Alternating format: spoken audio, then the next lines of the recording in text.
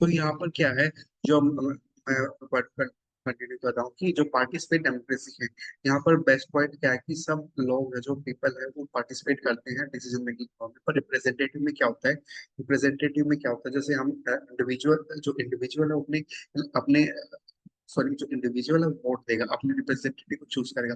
जो रिप्रेजेंटेटिव है वो डिसीजन मेकिंग पावर में जो क्या है वो उनके यहाँ पर डिसीजन लेंगे। तो यहाँ पे क्या है, रिप्रेजेंटेटिव डेमोक्रेसी में लिमिटेशन है, रिप्रेजेंटेटिव में लिमिटेशन है और पार्टिसिपेट में कोई भी लिमिटेशन नहीं है। आई होप इट्स क्लियर। फिर नेक्स्ट आपका रिप्रेजेंटेटिव डेमोक्रेसी। रिप्रेजेंटेटिव डेमोक्रेसी क्या होती है, मोस्टली ये बहुत कॉमन डेमोक्रेसी, ये बहुत बहुत कॉमन टाइप ऑफ डेमोक्रेसी है और ये ज्यादातर आपको वर्ल्ड में मिलती है। Prevail the world today, her area में आपको मिलेगी डेमोक्रेसी। और ये इसका ओरिजिन हुआ है, इसका एंशियंट रोमन रिपब्लिक में हुआ। जो इसका जो डेवलपमेंट हुआ था कहाँ पर हुआ था, एंशियंट रोमन रिपब्लिक में हुआ था। और यहाँ पे क्या जो डिसीजन, क्या डिसीजन कौन लेता है कि वही सेम पॉइंट रिपीट हो रहा है कि जो लोग हैं अपने इलेक्टेड रिप्रेजेंटेटिव को चूज करेंगे।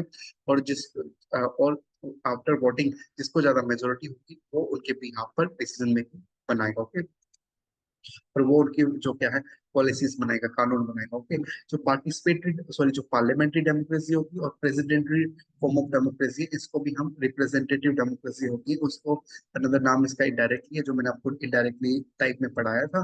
ठीक है, तो यहाँ पे बेसिकली क्या है, जो लोग हैं वो डिसाइड अपने रिप्रेजेंटेटिव होते हैं। इलेक्शन के बाद जो भी जो मेजोरिटी में आता है वो क्या करता है, वो उन पीपल के बिहाफ पर डिसीजन मेकिंग लेता है और कानून और पॉलिसीज बनाता है डिसीजन पार्टी। और यहाँ पे क्या है, जो पॉलिटिकल पार्टी है एंड अपोजिशन पार्टी है, क्रूशियल रोल प्ले करती है रिप्रेजेंटेटिव डेमोक्रेसी में। I hope it's clear, it is easy. अब है सोशल डेमोक्रेसी। सोशल डेमोक्रेसी एक फॉर्म ऑफ डेमोक्रेसी है। इसका जो बेस है एक strong commitment to equality. Social democracy समान समानता, इक्वालिटी में बिलीव करता है। ठीक है, जो सोशल डेमोक्रेट्स होते हैं वो क्या इसको आइडिया को फॉलो करते हैं। सोशल डेमोक्रेसी बेसिकली क्या कि आइडिया किसको सपोर्ट करते हैं, वेलफेयर स्टेट, मतलब वेलफेयर मतलब एक कल्याणकारी राज्य हो जो सबके कल्याण के लिए कार्य करे और ठीक है जो रिसोर्सेज है उनको डिस्ट्रीब्यूट करे। ओके, और यहाँ पे जो क्या है, जो liberal institute of representative democracy में बिलीव करते हैं। और साथ साथ में क्या करते हैं कि सोशल जस्टिस भी हो, मतलब समाज में एक सामाजिक सामाजिक जस्टिस भी बना रहे, सोसाइटी मतलब जस्टिस भी बना रहे, साथ साथ में इक्वालिटी में बिलीव करते हैं।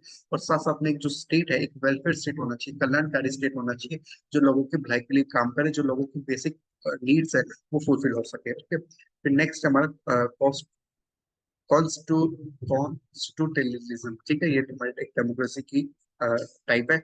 ये एक स्टेबल डेमोक्रेसी है और ये क्या करती है कि ये सोसाइटी जो है हमारे जो सोसाइटी है वो डिवाइड होती है किसके बीच में, जो सोसाइटी डिवाइड होती है पावर शेयरिंग के बीच में, किसके बीच में, एलिट्स और डिफरेंट सोशल ग्रुप। जो कॉन्स्टिट्यूटेटिव डेमोक्रेसी है ये जो कंट्रीज हैं वो जो मतलब बहुत सारे रिलीजियस ग्रुप में बटी हुई है, इथनिक कम्युनिटी में बटी हुई है, रेशनल रीजन सेगमेंट में बटी हुई है, वहां पर ये वहां पर ये काम आती है। ठीक है, वहां पर ये जो वहां पर जो दूसरी टाइप की डेमोक्रेसी नहीं आती, कॉन्स्टिट्यूशनल डेमोक्रेसी होती है। वहां पर माइनॉरिटी का भी ध्यान रखा जाता है, साथ साथ में मेजोरिटी का भी। और साथ साथ में वहां पर क्या करते हैं, मेजोरिटी की बात सुनते हैं और माइनॉरिटी के राइट्स को भी प्रोटेक्ट किया जाता है। उनकी भलाई के बारे में सोचा जाता है, उनसे रिलेटेड पॉलिसीज लॉ भी बनाए जाते हैं। ठीक है, ठीक, ओके, कंटिन्यू। ये जो क्या बेसिकली क्या फोकस करता है, जो माइनॉरिटी वीटो देता है क्या कि उनकी जो माइनॉरिटी का जो मैंने सेम पॉइंट है, माइनॉरिटी के इंटरेस्ट को प्रमोट करता है। और ये जो पॉलिटिकल सिस्टम है वो बहुत सारी कंट्री में यूज होता है, जैसे है बेल्जियम है, क्रिप्सो है, इंटरवॉर, ये यहाँ पर use Israel. Okay, Netherlands, north northern island, Switzerland में तो डायरेक्ट डेमोक्रेसी है, Ethiopia, okay, Rwanda, South Africa. यहाँ पर ये कुछ एग्जाम्पल है। एग्जाम्पल आपके एग्जाम पॉइंट ऑफ व्यू से और जैसे कई बार जैसे बेल्जियम पूछा जाता है कि बेल्जियम में कौन सी टाइप ऑफ डेमोक्रेसी आती है स्टूडेंट। यस, तो यहाँ पर जो है आपकी, यहाँ पर जो आपके टाइप ऑफ डेमोक्रेसी वाला चैप्टर को कंप्लीट हो चुका है। अगर किसी को भी कौन सी भी टाइप ऑफ डेमोक्रेसी में प्रॉब्लम है, प्लीज वॉच द लेक्चर, री वॉच द लेक्चर वंस। अब है 700 की three waves of democracy, three waves of democracy. इसको हम बोलते हैं डेमोक्रेटाइजेशन ट्रांजिशन।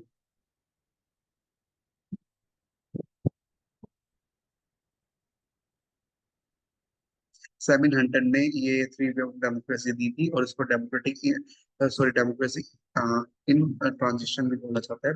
ये थ्री वेव आई थी। फर्स्ट वेव थी जो डेमोक्रेसी का, इसका मतलब क्या है, मतलब जैसे कि कौन सी कंट्री ने किस टाइम पर आप डेमोक्रेसी को अडॉप्ट किया था, कौन सी कंट्री उससे हार गई थी, मतलब वहां पर कुछ समय के लिए डेमोक्रेसी थी, फिर वहां पर कोई दूसरा दूसरी वहां पे तख्ता पलट हो गया, मतलब वहां पे जो गवर्नमेंट है वो चेंज होगी, क्या गवर्नमेंट मिलिट्री होगी या फिर अथॉरिटेरियन गवर्नमेंट होगी या टोटलिटेरियन गवर्नमेंट होगी, ठीक है। मतलब इस कहने का मतलब जो थ्री वे ऑफ डेमोक्रेसी से 700 ये बोलना चाहते हैं कि कौन सी कंट्री ने की कौन सी कंट्री ने डेमोक्रेसी कब अडॉप्ट की, फिर उसकी रिजर्व रिवर्स वे बाई, मतलब पहले उस कंट्री में डेमोक्रेसी थी पर वहां पर वापस से जो पहली सिचुएशन थी वो सिचुएशन होगी, ठीक है। तो जो फर्स्ट लॉन्ग वेव डेमोक्रेटाइजेशन की थी वो 1828 से 1926 के बीच में थी।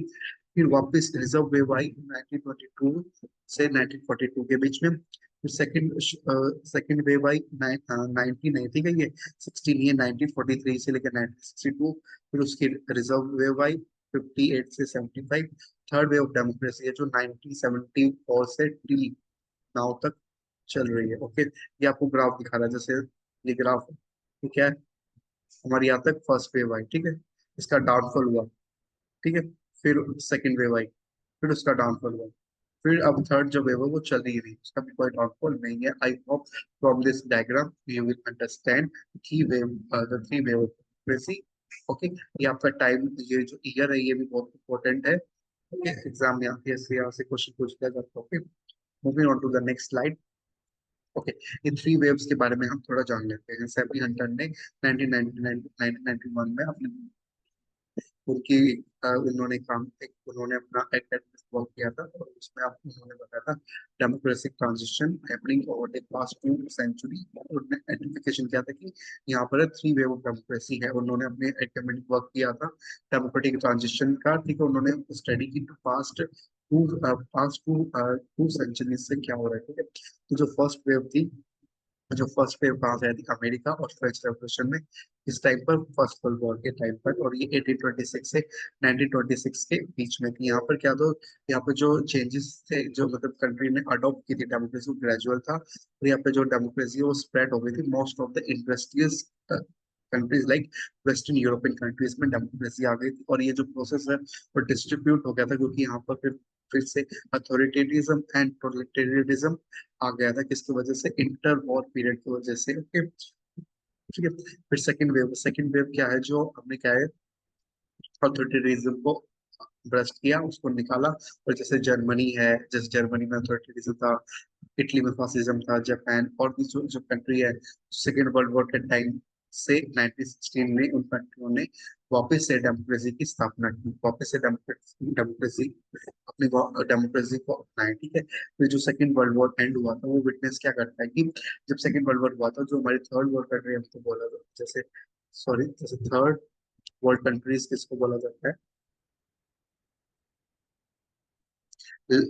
लेटिन अमेरिका,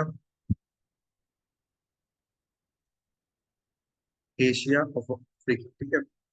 यहाँ पर जो क्या है, ये कॉलोनाइज थी, ठीक है। ये जो है, ये जो 1950s के बाद, ये 1950 के आसपास ये लिबरलाइजेशन हो, सॉरी ये फ्री हो गई थी फ्रॉम द कॉलोनियल, ठीक है। जैसे कंट्री है इंडिया, ये न्यूली इंडिपेंडेंट हुई थी, पोस्ट कॉलोनाइज थी, फिर ये इन्होंने अपनी इंडिपेंडेंस गेन की और ये फ्री हो गए थे फ्रॉम द कॉलोनियल।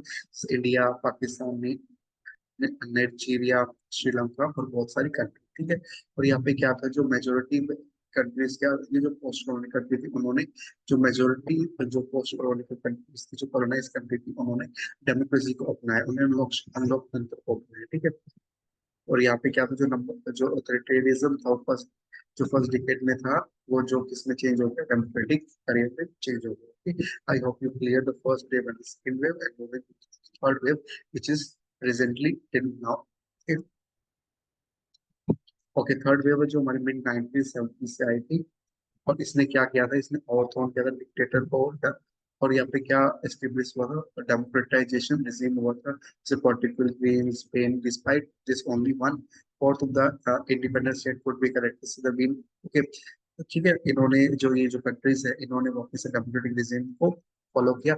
जब बर्लिन की वॉर गिरी थी 1989 में, तो क्या हुआ था उसका, इसका कोलैप्स हुआ था, कम्युनिस्ट रिजीम पर कोलैप्स हुआ था कि इसमें ईस्ट ईस्ट यूरोपियन कंट्रीज में, और उसकी डाउनफॉल से वापस शुरुआत क्या होता है, डेमोक्रेटाइजेशन फिर से एक ग्लोबल ट्रेंड हो गया। ठीक है, और जो थर्ड वेव ऑफ डेमोक्रेसी है वो उसमें क्या क्या जो पोस्ट कम्युनिस्ट कंट्रीज थी वहाँ पर भी उन्होंने, जैसे पोस्ट कम्युनिस्ट मैंने बताया था, अफ्रीका, लेटिन अमेरिका, ठीक है, इन कंट्रियों ने भी तो डेमोक्रेसी अपना लिया था। ठीक है, और the last 3 decades has witnessed transition to democracy all over the world in a large scale, not been confined to any particular geographic or political area. Okay?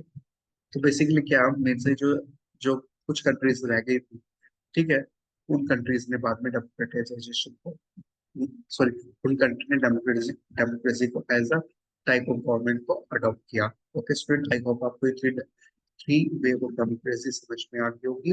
अगर आपको समझ में नहीं आई प्लीज लीव ऑफ लेक्चर, अगर उसके बाद भी आपको कमेंट आउट है please put your doubt in comment box. So student, I hope you like the lecture. If you like the lecture, please like, share, and subscribe to my channel. That is Paramjit Make Political Easy. And thank you. Have a nice day. And please share your feedback. Okay? आपको lecture कैसे लग रहा है? Please share your feedback.